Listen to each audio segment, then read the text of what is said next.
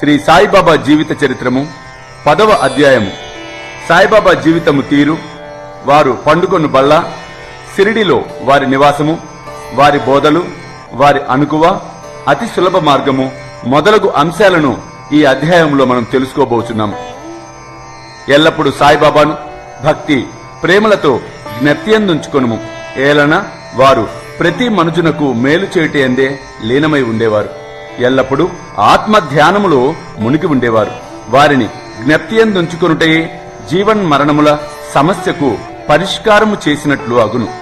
సాధనములన్నిటిలో ఇదియే గొప్పది, అతి సులభమైనది, వ్యయ ప్రయాసలు లేనిది.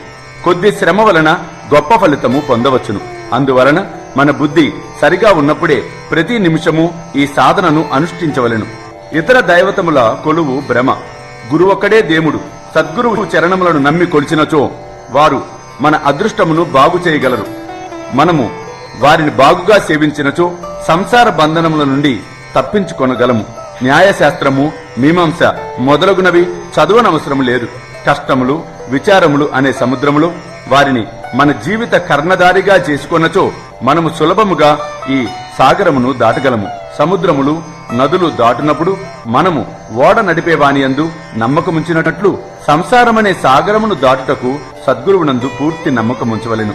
సద్గురువు భక్తుల యొక్క ఆంతరంగిక ప్రేమ భక్తులను గమనించి వారికి జ్ఞానమును, శాశ్వత ఆనందమును ప్రసాదించును. గత అధ్యాయములో బాబా యొక్క భిక్షాటనమును, భక్తుల అనుభవములు మొదలగునవి చెప్పితిని. ఈ అధ్యాయములో బాబా ఎక్కడుండెను, ఎలా ఉండెను, ఎట్లు పండుకొనుచుండెను, ఎట్లు బోధించుచుండెను మొదలగునవి చెప్పుదుము. బాబావారి విచిత్ర శయ్య. మొట్టమొదట బాబా ఎచ్చట పండుకొనుచుండెను, ఎట్లు పండుకొనుచుండెనో చూచెదము. నానాసాహెబ్ డేంగలే బాబా నిద్రించుటకై ఒక కర్రబల్లను తెచ్చెను. దాని పొడవు 4 మూరలు, వెడల్పు 1 జానెడు మాత్రమే ఉండెను. ఆ బల్లను నేలపై వేసి పండుకొనుటకు మారుగా దానిని మసీదు యొక్క వెన్నుపట్టెలకు ఉయ్యాల వలె వ్రేలాడగట్టునట్లు పాత చినిగిన గుడ్డ పీలికలతో కట్టి బాబా పడుకొనుట మొదలెడెను. గుడ్డ పీలికలు పలుచనివి, బలము లేనట్టివి. అవి బల్ల యొక్క బరువును ఎట్లు మోయగలిగెనో అనున్నది గొప్ప సమస్యగా ఉండెను. ఇంకను బాబా యొక్క బరువును కూడా కలిపినచో అవి ఎట్లు భరించుచుండెను అనున్నది ఆశ్చర్య వినోదములకు హేతువయ్యెను. ఎలాగైతేనేమి ఇది బాబా లీలలలో ఒకటి అగుటచే పాత గుడ్డ పీలికలే అంత బరువును మోయగలిగెను. ఈ బల్ల యొక్క 4 మూలల యందు 4 దీపపు ప్రమిదలను ఉంచి రాత్రి అంతయు దీపములు వెలిగించుచుండిరి. ఇది ఏమి చిత్రము! బల్లపై ఆజానుబాహుడగు బాబా పండుకొనుటకే స్థలము చాలనప్పుడు దీపములు పెట్టుటకు జాగా ఎక్కడిది? బాబా బల్లపైన పండుకొనిన ఆ దృశ్యమును దేవతలు సహితము చూచి తీరవలసిందే. ఆ బల్లపైకి బాబా ఎట్లు ఎక్కుచుండెను, ఎట్లు దిగుచుండెను అనునవి అందరకు ఆశ్చర్యము కలిగించుచుండెను.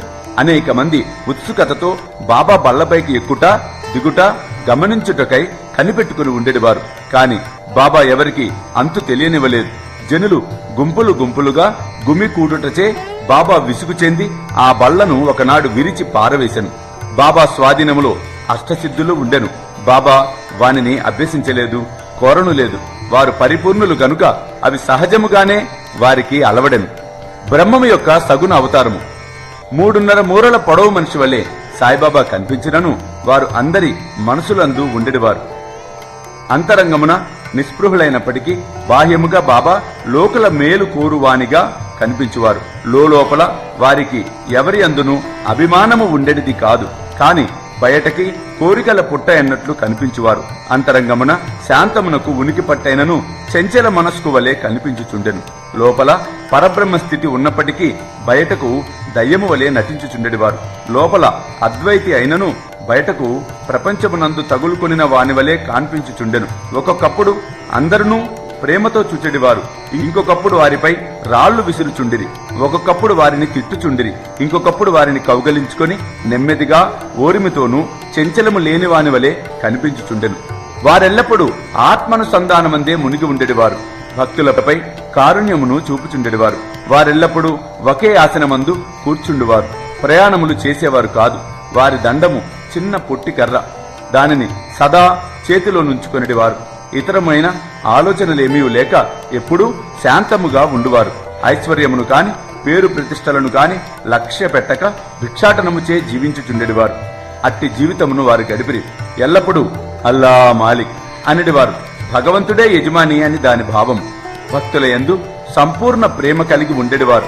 ఆత్మ జ్ఞానమునకు ఉనికి పట్టుగాను దివ్య ఆనందమునకు పెన్నిదిగాను కనిపించుచుండువారు. ఆద్యంతములు లేని అక్షయమైనట్టి భేదరహితమైనట్టి బాబా యొక్క దివ్య స్వరూపము. విశ్వమంతా ఆవరించిన ఆ పరబ్రహ్మమూర్తియే షిరిడీ సాయి అవతారముగా వెలిసెను. నిజముగా పుణ్యులు అదృష్టవంతులు మాత్రమే ఆ నిధిని గ్రహించగలుగుచుండిరి.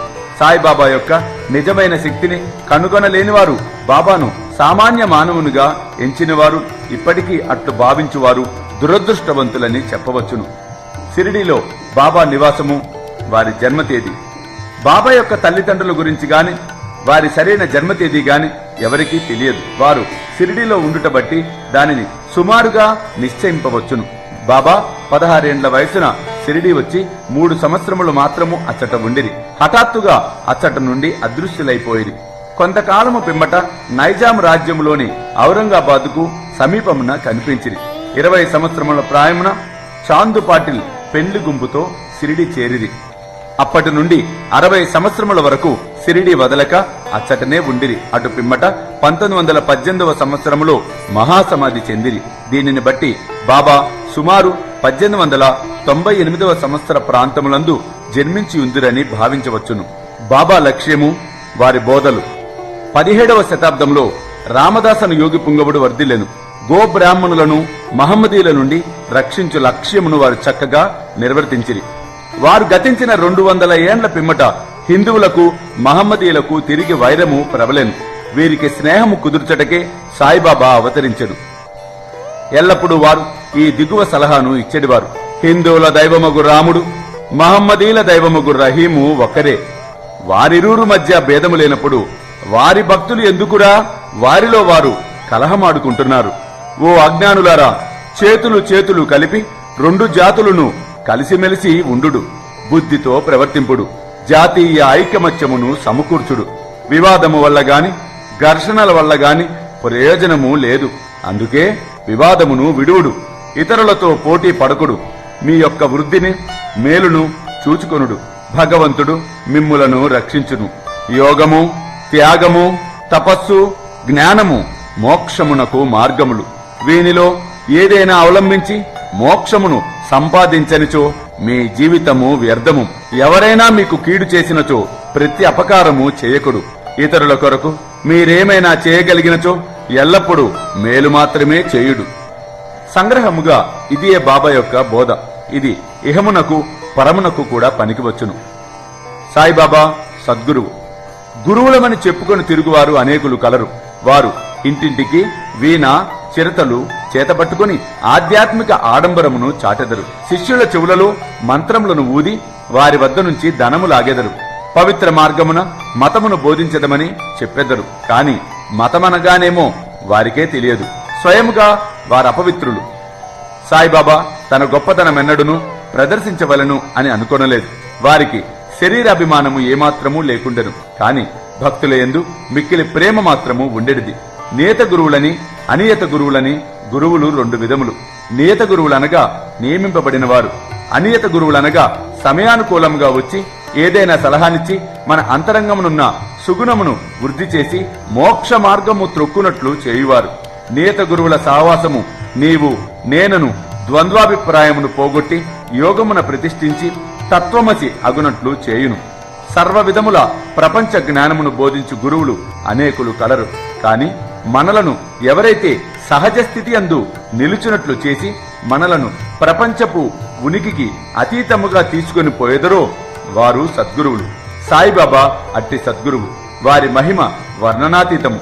ఎవరైనా వారిని దర్శించినచో బాబా వారి యొక్క భూత భవిష్యత్ వర్తమానములన్నిటినీ చెప్పువారు. ప్రతి జీవి అందు బాబా దైవత్వమును చూచేవారు. స్నేహితులు విరోధులు వారికి సమానులే. నిరభిమానము సమత్వము వారిలో మూర్తిభవించినవి. దుర్మార్గుల అవసరములు కూడా తీర్చెడివారు. కలిమి లేములు వారికి సమానం. వారు మానవ శరీరముతో ఉన్నప్పటికీ వారికి శరీరమందు కాని గృహమందు కాని అభిమానము లేకుండెను. వారు శరీరదారుల వలె కనిపించినను నిజముగా నిశ్శరీరులు, జీవన్ముక్తులు. బాబాను భగవానుని వలె పూజించిన షిరిడి ప్రజలు పుణ్యాత్ములు. తినుచు త్రాగుచు తమ దొడ్లలోనూ పొలములలోనూ పనిచేసుకొనుచు వారెల్లప్పుడూ సాయిని జ్ఞప్తియందుంచుకొని సాయి మహిమను కీర్తించుచుండేవారు. సాయి తప్ప ఇంకొక దైవమును వారు ఎరిగి ఉండలేదు. షిరిడి స్త్రీల ప్రేమను, భక్తిని, దాని మాధుర్యమును వర్ణించుటకు మాటలు చాలవు. వారు అజ్ఞానులైనప్పటికీ ప్రేమతో పాటలను కూర్చుకొని వారికి వచ్చు భాషా జ్ఞానముతో పాడుచుండిరి. వారికి అక్షర జ్ఞానము శూన్యమైనప్పటికీ వారి పాటలలో నిజమైన కవిత్వము కనవచ్చును. యథార్థమైన కవిత్వము తెలివి వలన రాదు, కాని అది అసలైన ప్రేమ వలన వెలువడును. సిసలైన కవిత్వము స్వచ్ఛమైన ప్రేమచే వెలువడును. బుద్ధిమంతులది గ్రహించగలరు. ఈ పల్లె పాటలన్నీ సేకరింపదగినవి. ఏ భక్తుడైనా వీరిని శ్రీ సాయి లీల సంచికలో ప్రకటించినా బాగుండును. బాబావారి అనుకువ భగవంతునికి 6 లక్షణములు కలవు. 1 కీర్తి, 2వది ధనము, 3వది అభిమానము లేకుండుట, 4వది జ్ఞానము, 5వది మహిమ, 6వది ఔదార్యము. బాబాలో ఈ గుణములన్నీ ఉండెను. భక్తుల కొరకు శరీర రూపముగా అవతారమెత్తెను. వారి దయాదాక్షిణ్యములు వింతైనవి. వారు భక్తులను తన వద్దకు లాగుకొనుచుండిరి. లేని ఎడల వారి సంగతి ఎవరికి తెలిసి ఉండును? భక్తుల కొరకు బాబా పలికిన పలుకులు సరస్వతీదేవి కూడా పలుకటకు భయపడును. ఇంకొకటి పొందుపరుచుచున్నాము. బాబా మిక్కిలి అనుకువతో ఇట్లు పలికెను. బానిసలలో బానిసలకు నేను మీకు రుణస్థుడనురా. మీ దర్శనముచే నేను తృప్తుడనైతిని. మీ పాదములు దర్శించుట నా భాగ్యము. మీ అశుద్ధములో నేనొక పురుగును, అట్లగుట వలన నేను ధన్యుడను. ఏమి వారి అనుకువ? దీనిని ప్రచురించి బాబాను కించపరిచితిని అని ఎవరైనా అనినచో బాబా వారిని క్షమార్పణ కోరెదను. తత్పరిహారార్థమై బాబా నామజపము చేసేదను. ఇంద్రియ విషయములను అనుభవించు వాని వలె బాబా పైకి కనిపించినను వాని యందు ఏమాత్రము అభిమానము, అభిరుచి ఉండేది కాదు. అనుభవించు స్పృహయే వారికి లేకుండెను. వారు భుజించుచున్నప్పటికీ దేని యందు వారికి రుచి ఉండేది కాదు. వారు చూచుచున్నట్లు కనిపించినను వారికి చూచు దాని యందు శ్రద్ధ లేకుండెను. కామమన్నచో వారు హనుమంతుని వలె అస్కలిత బ్రహ్మచారులు. వారికి దేని యందు మమకారము లేకుండెను. వారు శుద్ధ చైతన్య స్వరూపులు.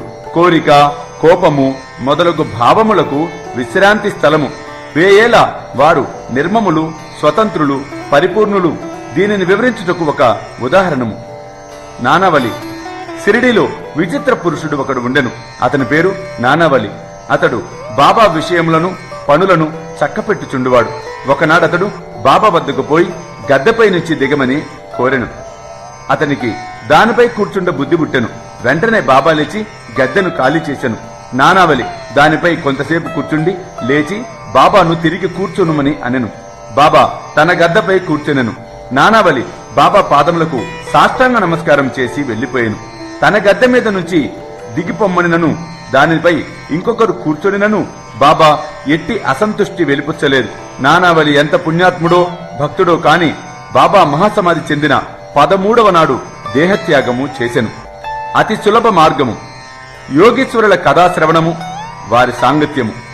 సాయిబాబా సామాన్య మానవుని వలె నటించినప్పటికీ వారి చర్యలను బట్టి అసామాన్యమైన కౌశలము, బుద్ధియు కలవారని తెలియవచ్చును.